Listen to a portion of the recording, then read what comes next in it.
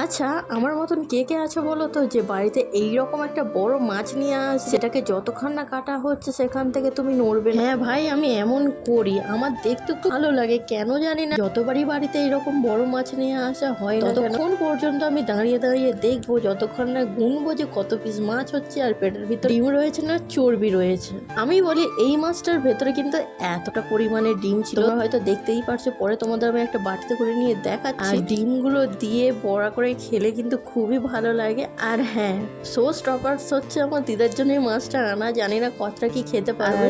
আর সত্যি বলতে আজকের আমি রান্নার ঘরের ধারে কাছেই যাইনি, কেননা মা দিদা মিলেই সব রান্নাটা করেছে। আমি তো চান করে পুজো এইসব করেছি, যার জন্য রান্নাঘরের কাছে যাওয়া হয়নি আর দেখাও হয়নি যে কি রান্না করেছে। এই তো পুজো ওইসব দিয়ে নিয়ে আমি একটু ফল খেলাম। এইবার বানাবো হচ্ছে লেবু জল। এই পচা ভ্যাপসা গরমে লেবু জল ছাড়া, একটু শরবত ছাড়া কোথায় শান্তি আছে বলো। এই জন্য প্রথমে তো বাবাকে একটু নুন আর লেবু দিয়ে করে দিলাম। না, কোনো ছোটখাটো পাত্র নয়, একটা বড় মগ নিয়েছি, এতে করে গুলছে এক মগ লেবু শরবত। সবই ঠিকঠাক আছে, একটু যদি পুদিনা পাতা দেওয়া যায় ব্যাপারটা আরো জমে যায়, যার জন্য দুটো পুদিনা পাতা তুলে নিয়ে এসে এই তো দিয়ে দিয়েছি। দাঁড়াও, এবার তোমাদের রিভিউ শেয়ার করছি।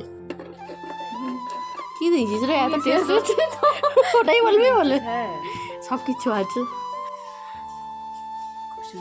জামাই হবে আর এই হেভি হয়েছে। হেভি হয়েছে, হেভি। যে একবার খাবে বারবার চাইবে।